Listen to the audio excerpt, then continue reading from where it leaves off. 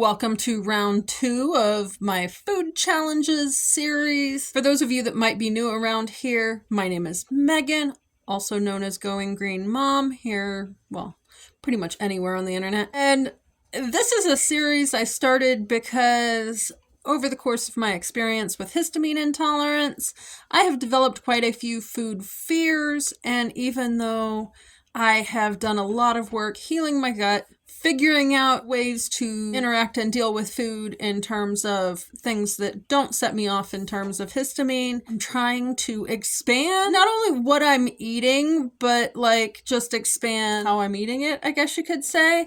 We kind of got in a rut. I built my safe meals up to what felt like a comfortable level back in 2020, 2021, and then stopped. And you know what? My family and I are sick of the food that we stopped on. So the goal is to find some more foods that work well with my current diet and help move along my health journey, and then at the same time find some new ways to fix the things that were already working. And that is generally doing low lectin, not no lectin, but low lectin, trying to be cognizant of how I'm fixing things and what I'm fixing, and just seeing what I can or can't have. And at the same time, trying to up the amount of protein that I am putting in meals and that we are getting from the food. I don't really like doing a whole lot in terms of protein powders and stuff. Quite frankly, I react to most protein powders, and I would prefer to be getting things from real food. So this particular challenge was sort of a way to see if I could easily up my protein without a whole lot of hassle. Unfortunately, it didn't really work too well. I will get into that here in a second, but I should probably tell you what I was working with. I was working with green lentils. Now, lentils come in a variety of colors. I think they're all about the same shape. Some of them hold up better than others to different types of cooking from what I found out. And I only tested these, okay? I am going to be putting it in my yellow category. It will not be going into my green category because I did wind up reacting to them. That said, have over the last few years on occasion used lentil pasta, which is a high protein pasta, and I haven't had any reactions to that. And quite frankly, don't think every once in a while use of these would cause those reactions either. I do, however, think, multiple servings a day for multiple days, probably not working. Editing Megan here, I just realized that I never really told you guys how I wound up reacting or what the actual problems were I ran into. Days 1 and 2, the only reactions I had was I was a little bit more gassy, which, I think pretty much anybody realizes with beans or that sort of thing is fairly normal if you're not used to eating them. So I didn't think too much of it. I didn't have extreme amounts of bloating or to the point I was uncomfortable, just, a little gassier. On day 3, I was actually running to the bathroom. So it could be additional fiber. Eating more would eliminate that because your body gets used to more fiber. I'm kind of all over the place with fiber, and it's not one of those things I really track a whole lot, but I know that that's often a common thing. The problem for me with that is that diarrhea can also be a histamine symptom. And so the question becomes, was I building, obviously it was building histamine in the fridge, but was I reacting to histamine that had built in the fridge? Was I reacting to histamine caused by lectins and it had just taken 3 days to degrade my gut lining enough to cause problems? Or where does that line sit? And that's not something I really have a way to tell. So hence I'll do it occasionally. I haven't noticed any issues with the pasta when I've had it in the past. And the reason I'm okay with doing the pasta, if I'm looking at a choice between I could do wheat pasta or I could do lentil pasta, it makes sense. The wheat pasta, even if it's white, has more lectins in it than like white rice pasta. There's going to be some lectins in there. Likewise, there would be lectins in the lentil pasta. The difference between wheat pasta versus lentil pasta would be the additional protein in the lentil pasta. So if I have white rice pasta, which in case you're having trouble finding it, it does typically hold its shape and everything well. It doesn't disintegrate like a lot of gluten-free pastas do. But it's really hard to find the ones that are not loaded with rice bran, which is high lectin. I get most of my white rice pasta at the Oriental Market. It's the cheapest place I've found. And like I picked some up because I had a request for pad thai from one of the kids the other day at our local Martin's. I have found the one brand of pad thai noodles, Walmart, Kroger's, Martin's, Meijer's, like they all have it. It's kind of the one that they will stock. But one meal's worth of noodles is somewhere between $4 and $7. And that's just not reasonable for me to spend on one meal's worth of noodles. That's why I do go to the Oriental Market occasionally and pick up some. But just thought I'd throw that out there. If you are looking for an alternative, the white rice pasta is generally my best option, and it's generally a good consistency and texture, and it doesn't have the lectins because the bran has been removed from the rice before it's made. And in case you've had, now, like udon, that is a wheat noodle. I will say, if you're going to go to the Oriental Market, you might want to take a phone with Google Translate. A lot of the packaging is semi-usable, but they do typically have ingredients lists in English as well. So just thought I'd hop in here because I realized I hadn't told you what reactions I had and why I'm listening to those and going, okay, well, it's definitely not a green food, because even if I was to eat it enough to deal with any possible fiber issues, which I'm not really sure, like my MyFitnessPal, it's 1 o'clock in the afternoon. I've eaten breakfast. I'm already at like 33 grams of fiber for the day with foods that I don't have that reaction to. So yeah, I'm not convinced it's just a fiber issue, which means, okay, I definitely need to freeze or try the pressure cooking option, because I didn't do that this time, but you'll hear that here in a minute. In case you don't know, lentils are pulse, I think is what they're considered. Yeah, and let me give you the rundown. I have my notes here. I am working off of my food classifications thing. I'm not sure I've got it in the... By the time you see this, I will have the spreadsheet that you have access to updated. And if you are... I did a video on this. I have set up a spreadsheet. It has 2 pages. One lets you like make notes about classification type stuff, like what plant family stuff's in, what kind of issues you might have with it, some things that help mitigate those issues. I've added this time a list of the amino acids that are in food. I guess you can. Here's the thing. Oftentimes, I know I've got a lot of you guys that have been eating in a vegetarian way, or just kind of, I don't maybe default to that because of where you live or that kind of thing. You're having problems and you're trying to fix it, but you still want... One of the things that I know was really lacking when I was a vegetarian, I paid absolutely no attention to protein other than I was eating like the fake nuggets and stuff that was made almost predominantly or completely out of soy. And I do think that led to some of my hormone issues. There are ways to make complete proteins, and that's one of the reasons I picked lentils as my next option. These are pretty inexpensive. I was getting these from Aldi's. Even through Instacart, they're only $1.55, I think, per 1 pound bag. A quarter cup dry, or 35 grams. There's 13 servings in here. And that is 120 calories with 9 grams of protein, which is really good, right?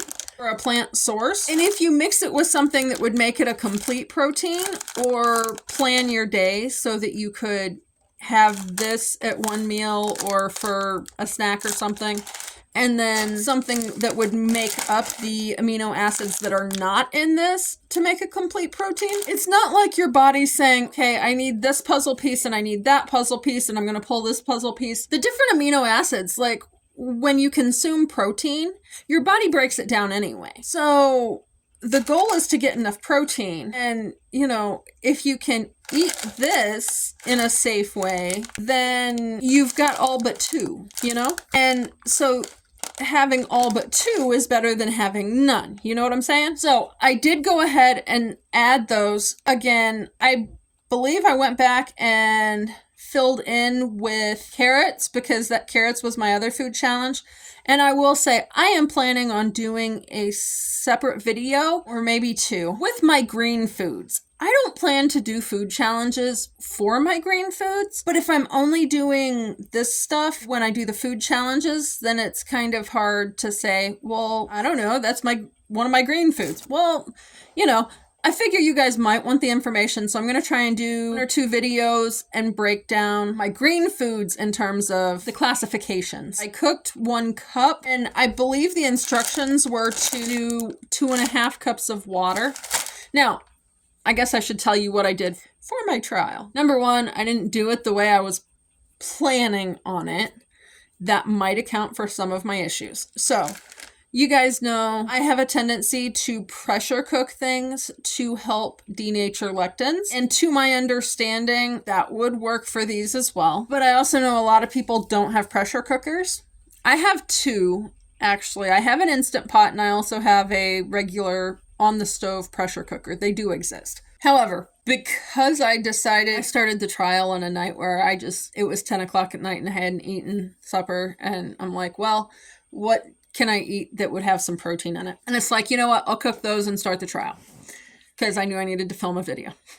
You know, that was last week. It didn't get done. So what I did, I found a variety of different cooking instructions. And specifically when I was looking for cooking instructions, I was looking for what will denature the lectins in the lentils, because that is my issue with lentils. They're a legume or a pulse or whatever. Legumes are, generally speaking, some of the highest levels of lectins you can find. And so I definitely needed to denature the lectins. I found a wide variety. Cysteine and methionine. It has the rest of the proteins or the amino acids, however you want to look at it. The histamine levels, it can be low depending on how you store it and how you prepare it. And I say that multiple places I found that you don't need to soak them like you do beans. And with dry beans, that's one of the major issues in terms of histamine is the soaking process. As soon as it hits that water, you have started the process of building histamine because the histidine starts turning into histamine. Now, I found a variety of instructions. So I'm going to look at my notes. Sorry, guys. So it is high in terms of lectins, but it's lower than beans. I did not find specific numbers anywhere, but if I find them, I will update this description and the sheet. So anyway, they are in the legume family and they're fairly high, but they're lower than the alternative on the beans. Some places said no soaking. Other places said soak for, I think, 40 minutes to an hour, depending on where I was looking. The soaking thing, if you soak them, you want to dump that water. And the idea is that some of the lectins have leached out into the water. And so when you dump that water, it will dump those lectins with it. And then you would cook in different water. Okay. Other places said, well, some places said don't soak. Other places said soak for 45 minutes. I saw one place I think said soak for 4 hours. Anyway, pressure cooking supposedly takes 40. And I was seeing places saying soak for 45 minutes, then pressure cook for 40 minutes. And I don't know what kind of lectins, what kind of lentils they were cooking. These would not work with that. You would have mush. My pressure cooker sheet says don't soak and cook for 1 to 2 minutes. That's how I know they won't stand up to that, because I cooked them on the stove for 20. So, okay. So here's the other thing. There are places that say that if you boil your beans for like somewhere between 30 minutes and an hour before you like cook them, however it is you're going to cook them. It's a substitution for like an overnight soak. You can drain, after that, you can drain the water, replace the water, cook them however you're going to cook them, whether it's in the pressure cooker or in the pot or whatever. So my thought was, okay, look, some places are saying soak for 45 minutes. Some places are saying don't soak. And then I was also seeing that you could cook them on the stove for 10 minutes. So my thought process was, you know what? I'll do the sort of pre-soak simmer thing for 10 minutes and change the water out and boil them for 10 minutes. So that's what I did. And I started with 2.5 times the water. Actually, no, it wasn't. It was 2 inches above the level of the lentils in the pan was what I wound up going with. I followed the instructions on the bag, which is rinse the lentils, drain the water, place the lentils in a large saucepan. I didn't use a large one. It was just a saucepan. Cover with 2 inches of cold water. Bring to a boil, reduce heat, cover and simmer for 20 to 25 minutes or until tender. So I did 10 minutes, drained what little bit of water I could. There was not much left at that point. Then I put more water in and boiled them for 10 more minutes. So they had the 20 minutes. They were beyond tender at that point. Now, I did have a kid home last week and she was going to try it until she saw them after the fact and said they looked like barf. I can't really disagree with her there. They did not in any way, shape, or form look appetizing. I do plan to use the rest of the open bag and try them in a pressure cooker. And I'll have to see how it turns out. The plan, my original plan, was I was going to do them in the pressure cooker first, because that's the least likely to be reactive, and then I was going to do them on the stove. And quite frankly, the Instant Pot liner was dirty and I didn't want to wash. So they got done on the stove. That first night, I probably ate 2 servings worth. Not 2 servings by this. So what I was doing for a serving was approximately half a cup or 4 ounces. I was sticking them in little 4-ounce cups. That's how I have some clue that I was getting it even. Slightly nutty flavor on their own, but definitely not appetizing. Very bland. Now, I was reading the different kinds of lentils have different sort of flavor profiles. And the red lentils and the brown lentils, I guess, tend to be a little bit nuttier. And I think the black lentils or beluga, or there's a wide variety of names. I'm not sure if they're all separate or if it's just the black lentils are like have multiple names for the one kind. Those, I was seeing some places say they taste a little fruitier. Some places it's like they hold their shape better. So I expect that different ones will stand up to different things in terms of cooking. What I wound up doing was adding sort of different powdered spices and mixing it in, using that to kind of flavor it so that it was edible, because it wasn't edible otherwise. If something's gonna look that bad, you really need it to taste good. So what I did to start, I was using onion powder and garlic powder and dill, and that was actually pretty good. I had the little 4-ounce cup the first night, turned around, got a second helping of them that first night, and then the second day I did the same thing in the morning.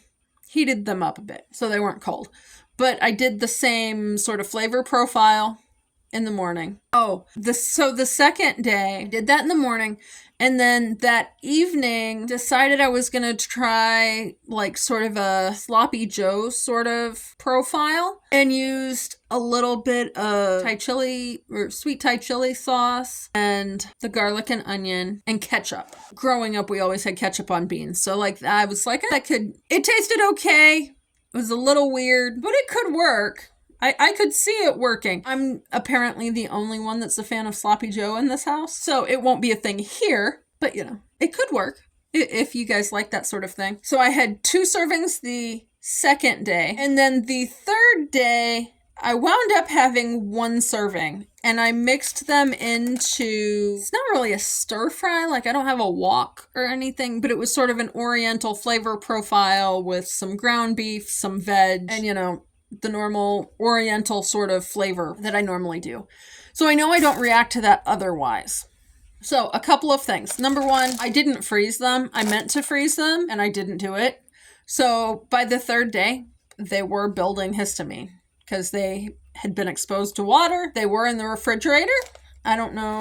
One of those. Once you've healed enough, you can not freeze leftovers. Sometimes it's like a pain to do so, but I just didn't get it done. If I was going to try to cook these and use them in individual portions in the future, I would freeze them in silicone baking cups so I could pull out one serving at a time and toss in something to boost the protein. And I think that would be fine. Obviously, I'm not going to do that a whole lot just because, you know, they're still relatively high lectin. Back to my notes. Okay. I would still like to test them with the pressure cooker. Because of how well they stood up to a pot on the stove, I know they are not going to stand up to 40 minutes in the pressure cooker. What I have plan-wise for that, I would like to make some rice and basically toss in a quarter cup or half a cup of lentils. Now, what that will do. Number one, I cooked my rice for 4 minutes at high pressure when I cook it in the Instant Pot. 4 minutes is double what my cheat sheet for the Instant Pot says to do. The Instant Pot also says not to soak them. So, okay, fine. By putting it with the rice, that will actually make a complete protein because rice has the cysteine and methionine that the lentils do not. So that would make a complete protein and be good to go. The rice will also thin out the lentils and hopefully make it so it doesn't just turn to mush. Although, one thing I used to occasionally have for snacks was hummus. Super high lectin. Have not found a way to really make that work for me. I do typically still have reactions if I decide I want to try and eat hummus. Chickpeas in general are high lectin, and yeah, does not seem to be affected by pressure cooking a whole lot. I did do a test individually picking the skins off of can, which I mean, I don't know at that point, or did I do that with dry? I don't normally see dry chickpeas, or garbanzo beans was what my grandparents called them. Anyway, the way these basically just sort of turned into mush, I think it would make a good substitute for hummus, especially if you could find something that, like if, say pressure cooking worked, pressure cook it, mush it up, maybe add something else so that there's more volume for the amount of lectins type of thing. I think it could work. I don't know. Anyway, neither here nor there right now. I'm not going to try that. I would be looking at, okay, you know, just bumping full meal up a little bit to use them up, essentially, at this point. Now, how I will probably in the future incorporate lectins on a more regular basis. I know I don't react to the red lentil pasta I have seen. There are several different brands that sell red lentil pasta. It has a great texture in terms of gluten-free pastas. It is high protein. I want to say most of them run about 14 grams per serving of protein. So it works really well for that if you can find it. Kroger supposedly has it here, and when I sent one of the young ones into the store, they couldn't find it. So neither here nor there. I know I don't react to the occasional red lentil pasta, but it's definitely not off my yellow list. It's the use in moderation and don't overdo it sort of section of the list, which is fine. I didn't expect to get everything off of there. I was just hoping that this would be a good one because, you know, it's very inexpensive and it's high protein. All right, so that's where I'm at on the lectins, how I want to continue trying it. As far as oxalate levels go, it's considered low to moderate in the 13 to 27 milligrams per 100 grams. But then I also saw something saying it was 168 to 289. So I'm not sure what to think there. My guess is that 168 to 289 is before they were cooked, and that the 13 to 27 is likely after they're cooked or after they're soaked and cooked. Remember that oxalates are one of those things where you have soluble and insoluble oxalates. The soluble oxalates will go into the water that you're soaking in, and then get dumped off if you're soaking. So if you're consuming the liquid they're cooked in, you're not reducing your oxalate load at all there. So if that's an issue for you, you're going to want to soak. Salicylates are low at 1 to 2.49 milligrams per kilogram. They are birch pollen cross-reactive. They're from the plant family sorry guys. And in terms of plants, I did look it up because, shoot, if they can be grown around here, that would be a good option for protein foods that I could grow in the garden. And I didn't find a whole lot about growing them other than it works better out west. And like my seed to seed book basically said 95% of the plants die in the Midwest. Now that it did say upper Midwest, and didn't have a Midwest in general listed, so I don't know. Is the Midwest not represented? You can get upper Midwest and like the Dakotas and Montana and whatnot, but like the Great Lakes region seems to we're nowhere. We're the Bermuda Triangle. Anyway, related plants. It's in one of the legume families, so it's related to stuff like kidney beans, pinto beans, white beans, black beans, lima beans, fava beans, soybeans, chickpeas, black-eyed peas, pigeon peas, split peas, green peas, and peanuts. And of course, if you want to screenshot, I will have that in the description. And if you want the which proteins and whatnot, I've got the link for the spreadsheet where you can go in and you can have your stoplight list going and make notes about what your reactions are, as well as look at the food classifications. I am trying to keep that up to date with where I'm at, but I'm not going through and working out everything type of thing all at once because that's a lot. I will be updating with my green list, so those get in there in the near future. And if you have certain things you would like me to either try or get the information populated for more quickly, please let me know. I am totally willing to do that. If you see something that is missing from my list in terms of food stuff that you would like to see on there, please let me know. So far, I've basically been looking up plant families mainly, and I'm doing it by plant families mainly because I noticed that the Brassica family overall is fairly safe for me. And so my hypothesis is certain families can sort of be ruled out or ruled in for, there's a high likelihood that this isn't going to react negatively. It's not a guarantee. React to turnips, or at least I did 4 years ago, and they're in the Brassica family. But pretty much all of the rest of the Brassica families I'm good with, except prepared mustard. I shouldn't have prepared mustard, but that seems to be a vinegar-related issue rather than anything particularly with the mustard. In case you're unaware, most prepared mustard has vinegar in it. If you buy mustard powder and mix it up with some water, generally not going to be a problem. Or you could season with mustard seed. I feel like this is short, but that's probably a good thing. I'm hoping to get a meal planning video out next week. I didn't get one out in March at all. Sorry about that. And then probably another exercise update because holy cow, you guys. My whole thing with the PT sort of exercises, I'm going to be putting up some videos on I guess it's a posts tab now, with different things that have inspired me, helped me, that kind of thing. And I'm going to space them out. But, my word, I found this one video and it was actually walking somebody's parents through how to safely do a squat, and did squats in PT and it never worked well. I was never stable. I never really successfully did much there, and they kind of ignored it, and it always kind of bugged me. But you guys, when you get your feet in the right place and you move your body in the right directions so that you maintain your balance, guess what? You don't fall over. Sorry. That kind of made me excited. Now, the other thing with that, a week of doing the PT exercises, and I've started picking up groceries instead of getting delivery just to save on the whole tips thing and the membership thing because, it was like $99 a year and I can do $1.99 per pickup. So that's like not 99.